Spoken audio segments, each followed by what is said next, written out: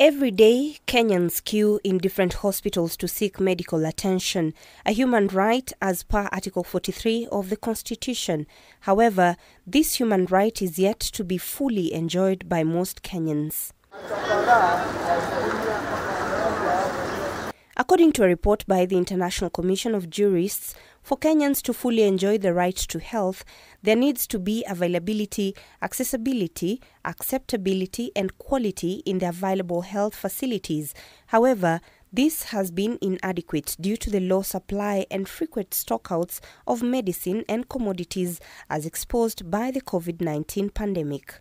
At the time also there were a lot of corruption scandals around KEMSA, around counties not having adequate resources to respond and meet the pandemic needs. There was also increasing concern around the healthcare providers, the doctors and the nurses, their quality of their work environment and their terms and conditions of service was also a concern. So all these issues culminated into ICJ asking ourselves, why isn't the government meeting the obligation provided in the Constitution? Health being a devolved function, 33 out of the 47 counties have attained the World Health Organization target on health facility density. The two levels of government are not working seamlessly to ensure that this right is delivered because there are some functions which belong to the national government, some functions belong to the county government. However, we are not seeing that consultation and cooperation between the two levels of government.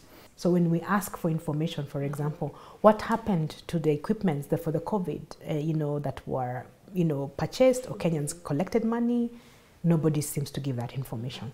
So there's the corruption allegations. This, again, goes back to our prognosis and diagnosis of the ICJ. There's a systemic problem in our healthcare system, both at the administrative organs, including the provision of services. And in order to achieve the universal health coverage, Sustainable Development Goal by 2030, there is a need for the government to eliminate discriminatory practices common within the health systems. What we recommend is that there's a need to review the existing laws and policies from a human rights-based approach because health is a human right. So the government needs to review the policy and legal framework and strengthen it to ensure that as the laws and policies are being implemented, they're also achieving the human rights. They're being implemented from a human rights-based approach. The jurists therefore recommend that the government, through regulation and advocacy, ensure the improvement of access to quality healthcare and for Kenyans to access the possible health standard of healthcare.